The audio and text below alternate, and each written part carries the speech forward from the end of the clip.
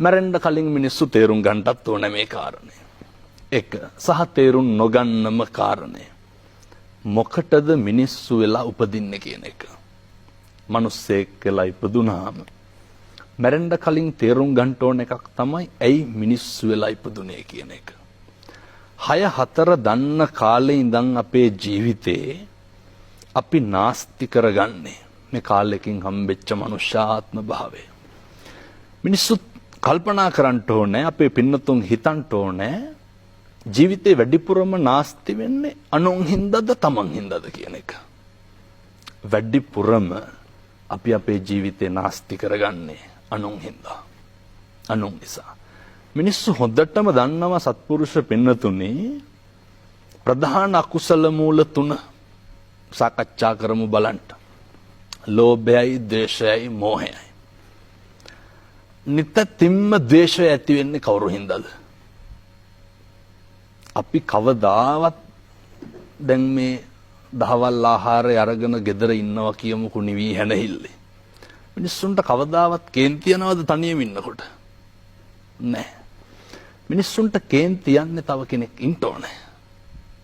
මිනිස්සුන්ට කේන්ති යන්නේ අනුන් නිසා.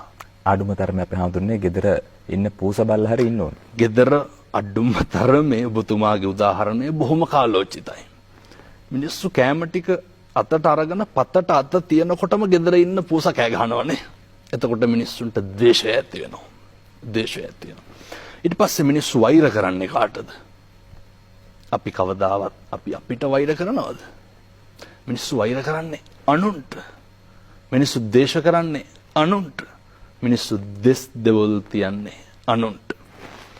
කල්පනා කරලා බලන්න පින්නතුනේ තේරුම් අවබෝධකම් තියෙන කාලේ ඉඳන් ඇඬුවනම් ඇඬුවේ කවුරු හින්දාද?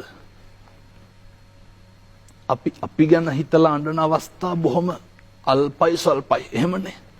මිනිස්සු අඬන්නේ අනුන් හින්දා. දැන් ඔය මහත්තයා දැන් ඔය කරුණු සියල්ලම ආධ්‍යාත්මික කාරණානේ. సంతానගත සිතුවිලිත් එක්ක උඩ යට එන කාරණා. නමුත් භෞතික ලෝකේ මිනිස්සු වැඩිපුරම හම්බ කරන්නේ අනුන් වෙනුවෙන්ද තමන් වෙනුවෙන්ද? මිනිස්සුන් තමන්ගේ ජීවිතේ මේක හරි සංවේදී සිද්ධියක්. සැප සතුට තීරණය කරන්න පුරුදු වෙලා ඉන්නේ අනුන් මත. දැන් උදාහරණයක් විදිහට බලන්න මේක තේරුම් ගන්න පුළුවන් නම් බොහොම පහසුයි මිනිස්සුන්ට ජීවත් වෙන්න. අපේ ගෙවල් දොරවල් වල තියෙන රන් රිදී ආභරණ තියෙනවනේ. ගෙදර ඉන්නකොට ඔය තියෙන්නේ කබඩ් එක ඇතුළේ දැන් ගෙල්ලගෙන දින්නේ. මිනිස්සු ආරක්ෂිතව තැම්පත් කරලා තියෙන්නේ. ඒවා පළඳින්නේ මිනිස්සු අනුන්ට පේන්න. කවදාවත් අපේ අම්මලා තාත්තලා ගෙවල් වල ඉන්නකොට ඔය චේන් මුදුමාල බ්‍රේස්ලට් වලලු කරා බුද්දාගෙන ඉන්නවද? නැහැ. මිනිස්සු වැඩිපුරම ධනය හම්බ කරලා සුරක්ෂිත කරන්නේ මේ අනුන් මත තමයි තමන්ගේ සැප සතුට තීරණය කරන්නේ. අනුන් මත තමයි තමන්ගේ සැප සතුට තීරණය කරන්නේ. ඊළඟට මිනිස්සු ගෙවල් දොරවල් අලංකාර කරන්නේ.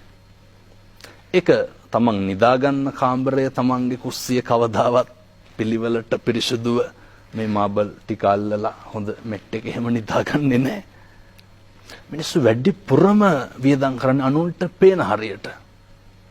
ඉගෙන ගන්න ඕන කාරණයක් තමයි, තේරුම් ගන්න ඕන කාරණයක් තමයි අපේ සැප සතුට තීරණය කරන්න ඕන අපි මත.